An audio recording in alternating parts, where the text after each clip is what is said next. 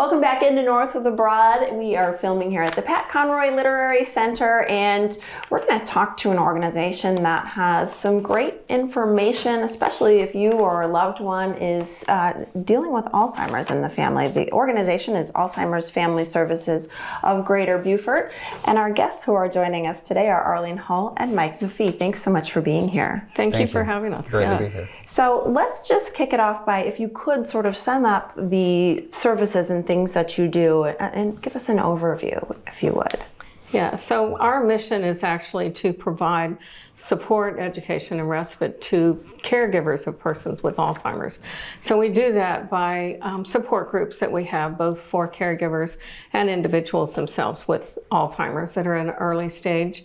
We have a social day program where they can bring their family member twice a week. We do that, and they're there for 3 hours and 45 minutes of protected care and doing things appropriate for a person with Alzheimer's.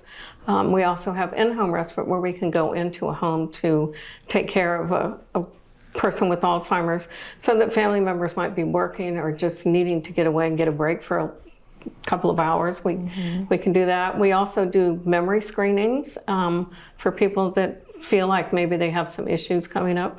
And we do a Purple Haven project where we go into organizations and restaurants, hair salons, nail salons, and educate the staff there on how to interact with a person with Alzheimer's. We'll dive into a couple of those things a little bit more here in a moment. I want to find out, though, about there's a new location that our viewers might be interested to know that is actually quite nearby to where we are presently. Where is that? Yeah.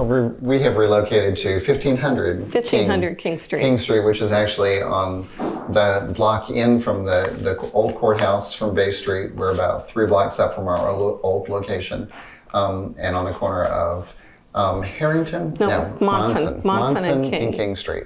2-story building, and it's got a sign outside and a sign on the building, so it's easy to find, and that's our new location now. Oh, wonderful. Well, great to know. You talked about the memory screenings as part of your overview. Let's dive into that just a little bit more.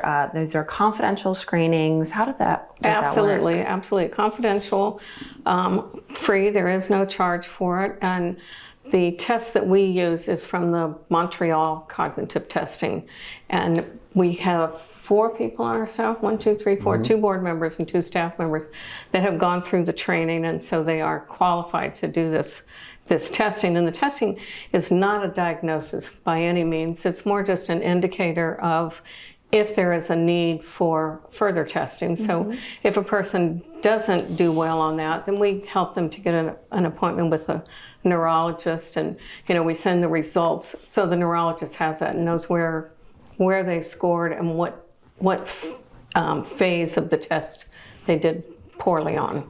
That would be a really helpful first step for somebody who might have some questions, I Absolutely. think. We have about a minute left, but I want to discuss the Purple Haven project a little bit more. So this is a training service for, sounds like, businesses that you offer to help them deal with people who might be coming in that have memory issues, that have Alzheimer's.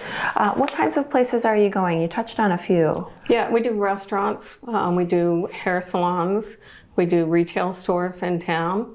I think restaurants are probably our bigger biggest ones. person, because it's difficult for a caregiver to take their family member into a restaurant that's not trained on how to facilitate. You can't sit them in the middle of a room with a big crowd going around. You can't bring a cup of coffee that's completely full, because they will have trouble picking it up and drinking out of it. You can't bring a plate and say the plate's hot, don't touch it.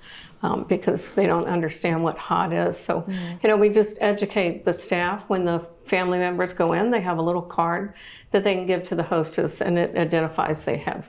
So the hostess knows then how to interact with the person. It makes it easier for caregivers to try to maintain a normalcy to their life as long as possible. What a smart and important service to offer, because that can be so tricky in those settings. Well, a lot that they do, of course, and services and more information can be found on the website. Thanks for sharing a little bit with us today. Pleasure. Thank you for letting us. Thank you. Arlene and Mike. Appreciate it.